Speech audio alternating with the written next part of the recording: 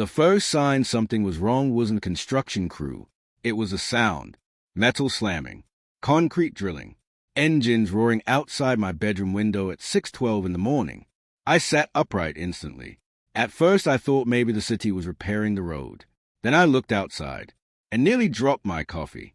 3 construction trucks were parked directly beside my property. Workers in bright orange vests were unloading fencing materials. And right in the middle of my family's side field stood Karen Whitmore, HOA president, clipboard in hand, acting like she owned the place. I threw on my boots and stormed outside. Hey! The workers stopped. Karen turned slowly with a smile that immediately irritated me. Good morning, Mr. Carter. What the hell is this? Karen glanced at her clipboard. Community Improvement Project. You're standing on my land. No, she replied calmly. This parcel belongs to Oak Ridge Estates HOA. I actually laughed, because it was absurd. My family owned that field for nearly 70 years. My grandfather bought the property in 1958. My father inherited it. Then it passed to me, every inch legally documented, every boundary surveyed multiple times. I pointed toward the grass. You're either confused or trespassing. Karen's smile widened. We recently uncovered updated property records. Updated? Yes. She handed me a folder. Inside were copied documents claiming part of my side acreage belonged to the HOA common area. I stared at them, then at her, then back at the papers. Something felt wrong immediately. Not legally wrong. Personally wrong. The signatures looked odd. The county seal looked blurry. And the filing dates made no sense. But Karen kept talking confidently. This section will become a private recreational area for residents. You built plans without talking to me. We mailed notices. I never got notices. Karen shrugged. That's unfortunate. There it was. That same fake sympathy HOA bullies always use right before they try steamrolling people. I stepped closer. You need to remove every truck from my property immediately. Karen crossed her arms. You no longer own this section of land. The workers awkwardly looked at each other. Even they sensed this situation was getting ugly. I pointed directly at the ground. My grandfather is buried 50 yards from here. Karen blinked. I don't see how that's relevant. That answer told me everything I needed to know about her. No empathy. No respect. Just power. The problem with people like Karen is simple. They spend so long controlling terrified homeowners. They eventually forget some people fight back. I lowered my voice. Do not touch another inch of this property. Karen smiled coldly. Oh, what? I looked around at the workers. You boys might want to hold off until this gets sorted legally. That got their attention. One foreman immediately stepped forward. Maybe we should pause. Karen's face tightened. There is no legal dispute. I pulled out my phone. There's about to be. Karen finally lost a little composure. You're making a mistake. No, I replied. I think you already made one. Then I walked back inside. Emily stood waiting in the kitchen. What's happening? I handed her the documents. Her eyes widened. They're claiming our field. Yep. That can't be legal. It isn't. At least I hoped it wasn't. But the truth? HOAs can become dangerous when nobody stops them, especially when corrupt lawyers and forged paperwork get involved. That afternoon, I drove straight to the county records office. And that's when things became terrifying. Because according to digital property records, the HOA actually did appear to own part of my land, transferred less than 8 months earlier. I stared at the clock. That's impossible. She shrugged apologetically. These are the filed records. Who authorized the transfer? She turned her screen slightly, then read the filing information. My stomach dropped. The documents claim my late father signed the land transfer agreement.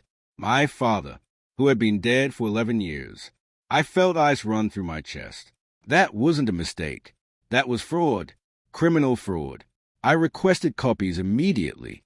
The second I saw the signatures up close, I knew they were fake. Close enough to fool paperwork systems, but not close enough to fool family. I knew my father's handwriting. I'd seen it my whole life. These signatures were sloppy imitations, which meant somebody forged legal deeds to steal my property.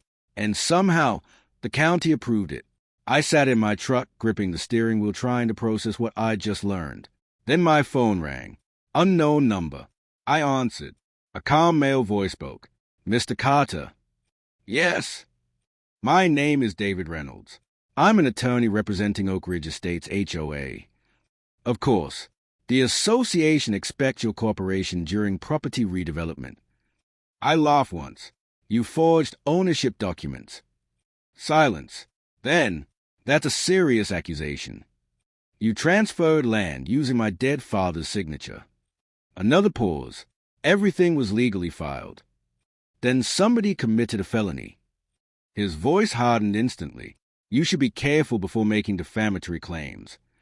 That line made my blood boil. "You're threatening me now." "I'm advising you not to interfere with HOA operations." "Listen carefully," I said quietly. "That land belongs to my family." Reynolds sighed. "Mr. Carter, ownership disputes become expensive very quickly." There it was. The pressure, the intimidation, the expectation that I'd panic and surrender. But they didn't understand something. My grandfather trusted nobody when it came to land.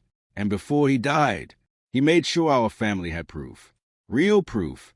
Proof Karen Whitmore had absolutely no idea existed. That night, I climbed into the attic above our garage. Dust everywhere. Old trunks. Boxes untouched for decades.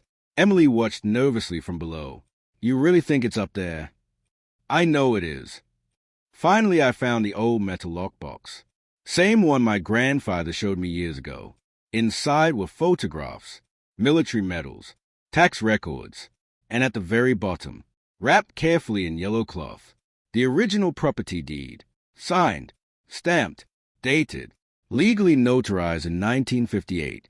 I stared at it for several seconds, then smiled slowly, because the second Karen Whitmore saw this document, her entire scam was going to collapse. The next morning, I made 3 copies of the original deed. Then I locked the real document back inside the metal box, because after discovering forged paperwork already existed, I trusted absolutely nobody. Not the HOA, not their lawyer, not even the county office. Emily sat across from me at the kitchen table while I reviewed every line carefully. "You think Karen actually forged this herself?" she asked. "I think somebody did. And if the county approved it, that means either gross incompetence." I paused. Or somebody helped them. Neither option made me feel better. At 10 a.m., another black SUV pulled into our driveway. Attorney David Reynolds stepped out wearing a perfect gray suit and an expensive watch. The kind of guy who billed by the minute. He walked toward the porch carrying a leather folder like he already owned the house. I opened the door before he could knock. "Mr. Carter," he said smoothly.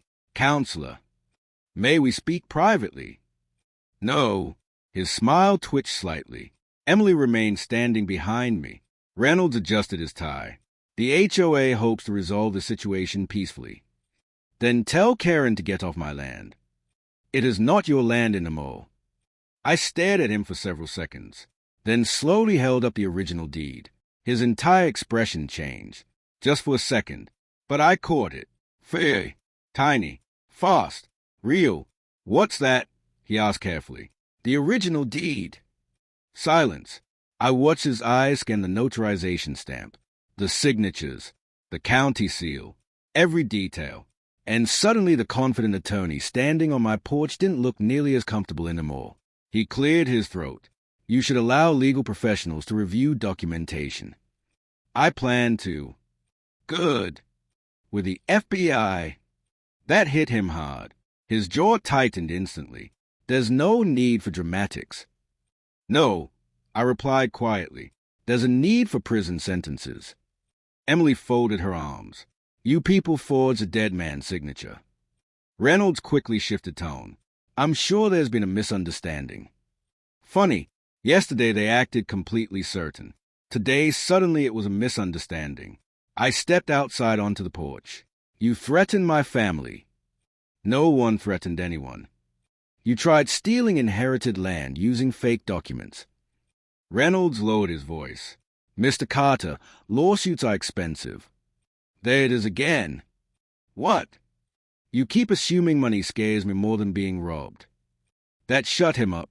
For the first time since arriving, the attorney looked uncertain, because men like David Reynolds rely on pressure, fear, intimidation, and the moment they realize those tactics aren't working, they start panicking. He glanced again at the deed. May I inspect it? No. His smile vanished. That's not helpful. You know what else isn't helpful? I stepped closer. Felony fraud. For several seconds neither of us spoke. Then Reynolds carefully chose his next words. Perhaps we can negotiate a settlement. There it was. The pivot. The sudden desperation. What kind of settlement? The HOA may be willing to compensate your family for disputed acreage. I almost laughed in his face. You're offering to buy land you already claim belongs to you. That cornered him instantly. Emily saw it too. Reynolds adjusted his tie again. The association simply wants to avoid unnecessary public conflict. Public, interesting word choice, which meant one thing. They were terrified this story getting exposed would destroy them. Good. I looked directly into his eyes. No settlement. His expression hardened again. Then this may become unpleasant. I smiled. It already is. He turned toward his SUV, then stopped. One final piece of advice, Mr. Carter. I waited. People with homeowners associations usually lose these fights. I nodded slowly. People committing fraud usually lose theirs too. That ended the conversation. The SUV disappeared down the road. Emily exhaled deeply. He looked nervous. He should be. But the truth? I was nervous too, because if they forged deeds once, how far were they willing to go next? That answer came faster than expected. 2 nights later, security lights exploded across my property at 2:13 a.m. I woke instantly. So did Emily. What was that? I grabbed the baseball bat beside the bed and looked outside. 3 people wearing dark jackets moved near the side field. Flashlights. Equipment. One of them carried survey markers. I recognized Karen immediately. She was trying to install boundary stakes in the middle of the night. I stormed outside. Get off my property. All 3 figures froze. Karen spun around. You're interfering with legal survey operations. At 2 in the morning. One worker immediately backed away awkwardly. Karen pointed toward the field. This area belongs to the HOA. I raised my phone. Perfect. Smile for the trespassing charges. That changed everything. Karen's confidence cracked instantly. She whispered furiously to the survey crew. Within seconds, they started packing equipment. Cowards. Karen walked toward me trying to regain control. You're making a serious mistake. No, I replied. You made one when you thought I didn't have proof. Her eyes narrowed. What proof? I smiled slowly. The kind that destroys people in court. And for the first time since it started, Karen Whitmore looked genuinely afraid. The following Monday, I walked into the county records building carrying the original deed inside a locked leather case. This time I wasn't alone. Beside me stood attorney Rachel Monroe, former prosecutor, sharp as broken glass. And unlike David Reynolds, Rachel didn't bluff. The moment we entered the records office, the atmosphere changed. Clerks recognized me immediately. Word about the HOA land dispute had already spread across town. Rachel walked straight to the front counter. We need the supervisor. 10 minutes later, we sat inside a private office reviewing the digital transfer records. Rachel remained calm. Too calm. That's what made her dangerous. The county supervisor nervously adjusted his glasses. According to our system, the transfer appears valid. Rachel gently slid the original deed across the table. Then your system has a problem. The supervisor opened the document and immediately went pale. He looked at the notarization, then the signatures, then the original property boundaries. Finally, he whispered, "Oh no." Exactly. Rachel folded her hands. Would you like to explain how a dead man transferred land 11 years after his death? The supervisor's forehead instantly filled with sweat. I don't understand. Rachel leaned forward. No, You don't understand. The room became painfully quiet. Then she pointed toward the forged filing records. These documents were approved through your office. The supervisor swallowed hard. Yes.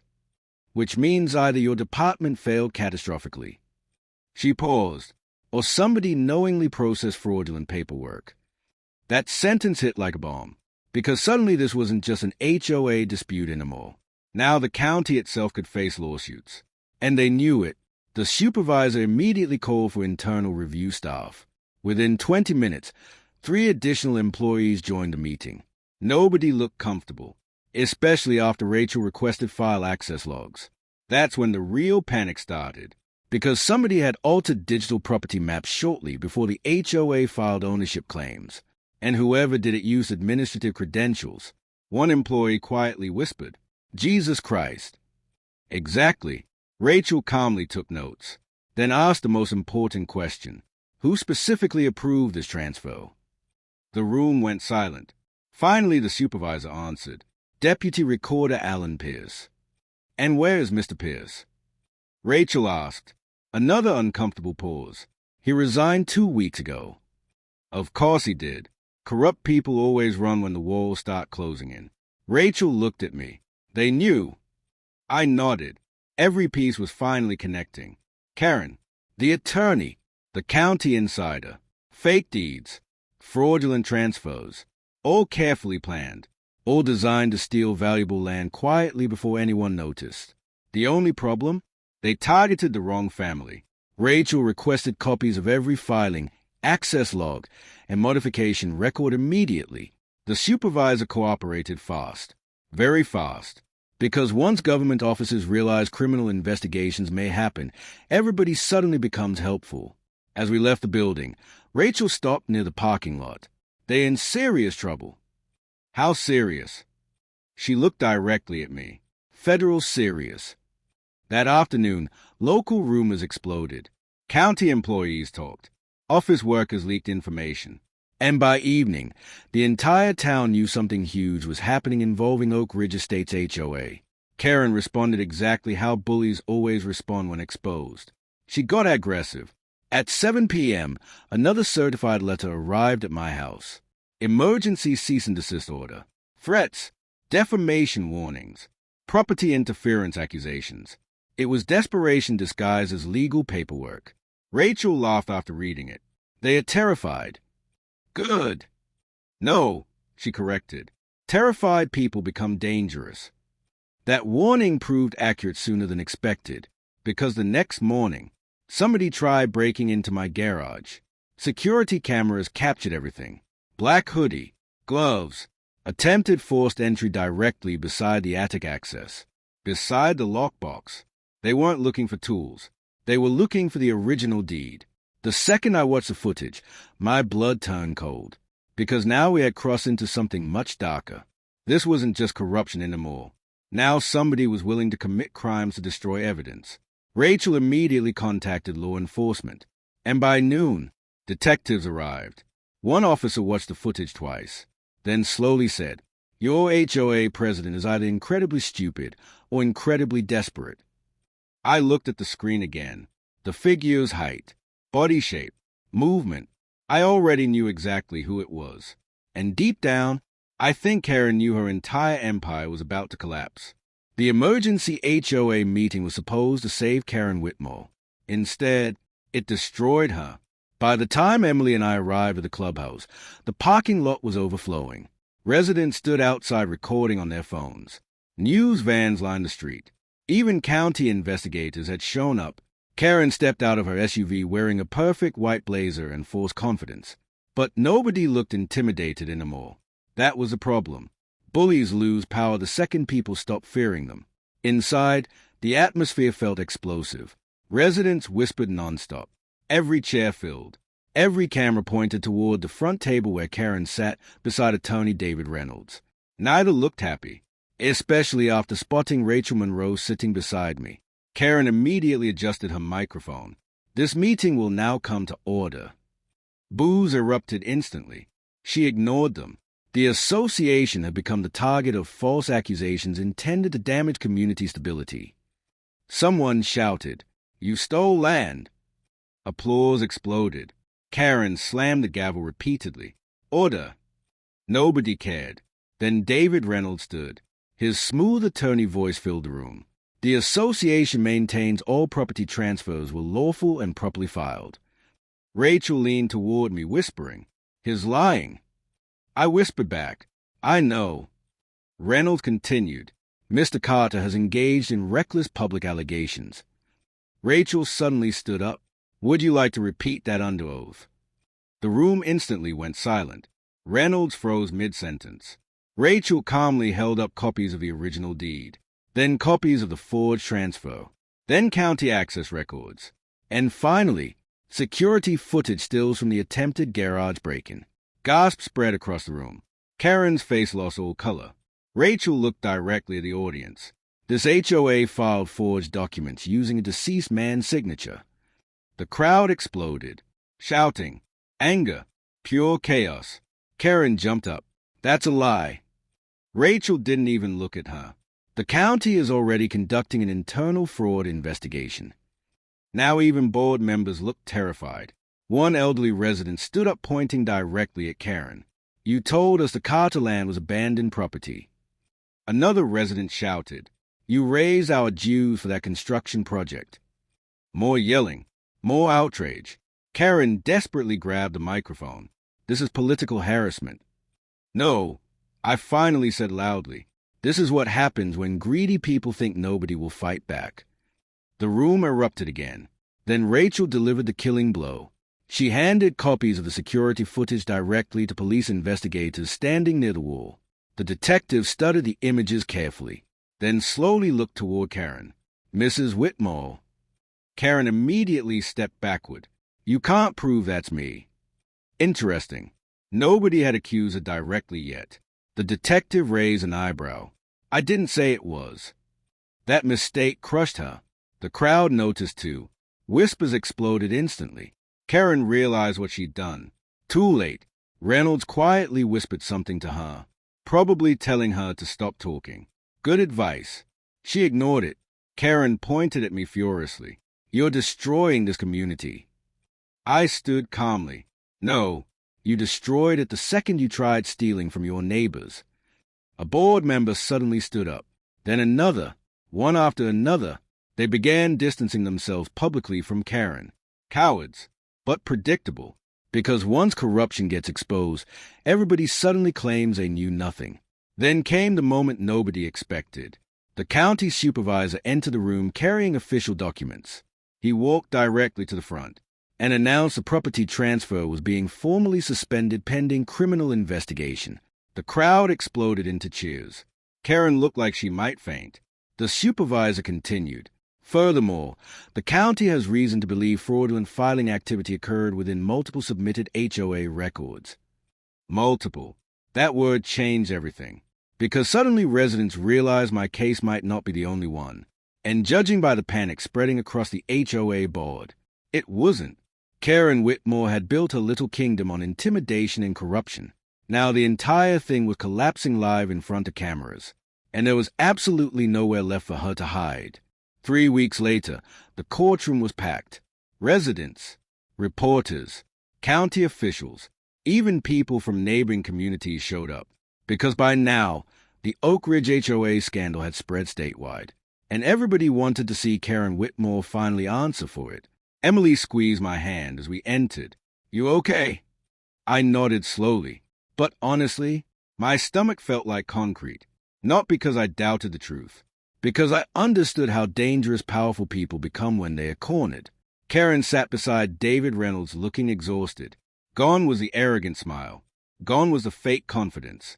Now she looked pale, aging, panicked. Good.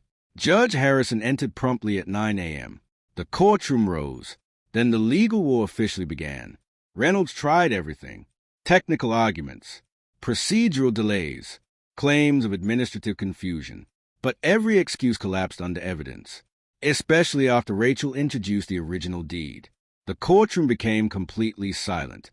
The judge personally examined the document for several minutes, then compared it to the fraudulent transfer filings. His expression darkened immediately. "Counselor," he said slowly to Reynolds. "Yes, Your Honor. Are you seriously asking this court to believe these signatures are authentic?" Reynolds hesitated. Tiny mistake.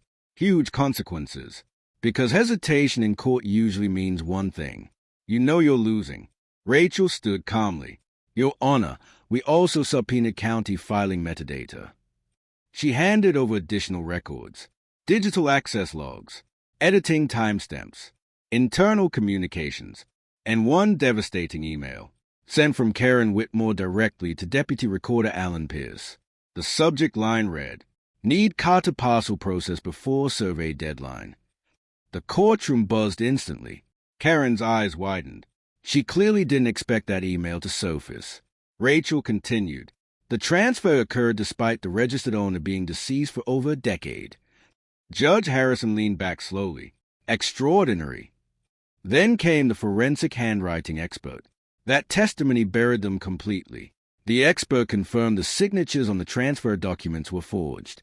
Not questionable, not unclear. Forged. Deliberately, professionally, and likely traced. Karen stopped making eye contact after that. Even Reynolds looked defeated. Then prosecutors introduced security footage from my garage. Not enough for criminal conviction by itself, but enough to show intent. Enough to terrify the defense. The judge finally removed his glasses and looked directly at Karen. "Mrs. Whitmore, this court is deeply disturbed." Nobody moved. "You attempted to seize private property through fraudulent filings." Karen's hand shook visibly. Judge Harrison continued, "You abused HOA authority, manipulated county processes, and exposed innocent homeowners to unlawful financial harm." Then he held up the original deed. This document protected the Carter family. He paused, but many others may not have been so fortunate. That line hit the entire courtroom hard, because suddenly everyone understood something terrifying. If my grandfather hadn't preserved that original deed, they might have actually gotten away with it. The judge formally voided every fraudulent property claim immediately, then ordered full investigation into Oak Ridge HOA operations, financial audits, criminal referrals, civil liability reviews, everything. Residents quietly applauded. Karen looked completely broken. But the most satisfying moment came next. Judge Harrison looked directly at me. "Mr. Carter." "Yes, Your Honor. Your family's property rights are fully restored effective immediately." I felt Emily grab my hand tightly. After months of pressure, threats, fear, and corruption, the land officially belonged to us again. Exactly where it always belonged. Karen suddenly stood up. "This isn't fair." The judge stared at her. "Fair." The courtroom became silent.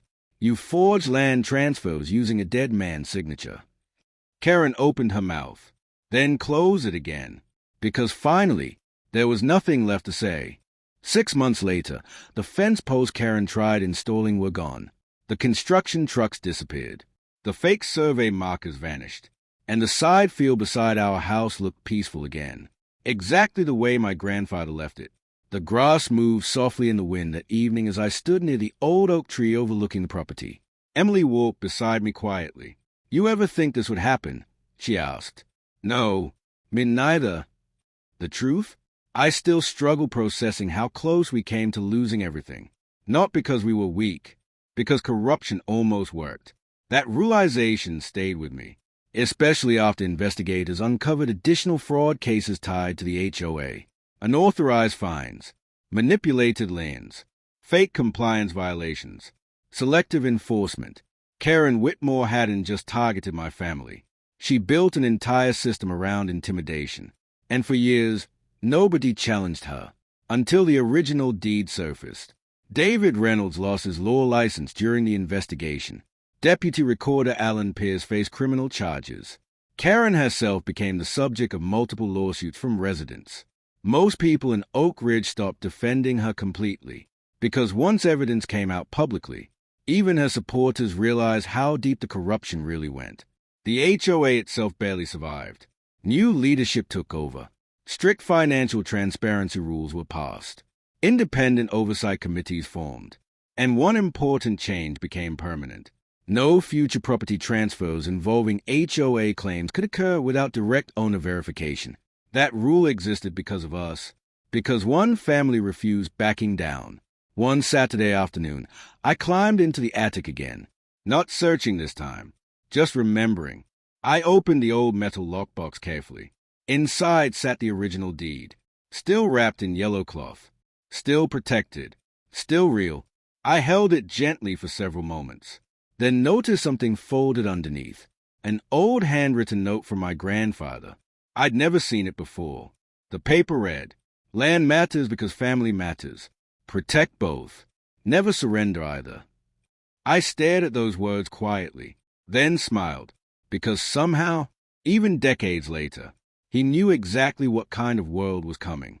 That evening we invited neighbors over for a barbecue. Something simple, relaxed, kids running around, music playing softly, people laughing. For the first time in a long time, Oak Ridge actually felt normal again. At sunset, old Mr. Jenkins walked beside me toward the field.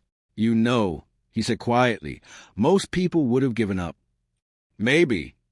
"No," he replied. "Definitely." He looked across the property. They counted on fear. He was right. That's always the real weapon. Not paperwork, not lawyers. Fear. Because once people become convinced they can't win, corrupt systems grow stronger. But sometimes all it takes is one person refusing surrender, one piece of proof, one original document hidden safely for generations. Before leaving, Mr. Jenkins looked toward the field one last time. "Your grandfather would be proud." That meant more than he realized. Later that night, I stood alone near the property line. Moonlight stretched across the grass. Peaceful, quiet, untouched, exactly how it should have stayed from the beginning. I thought about Karen. About greed, about power, about how easily people abuse authority once they believe nobody can stop them. But I also thought about something else. Truth. Because no matter how many fake papers they filed, no matter how many threats they made, no matter how powerful they believed they were, the truth stayed buried safely inside that attic the entire time, waiting. And in the end, that original deed destroyed everything they built. Because the land never belonged to the HOA. It never left our family, and it never would.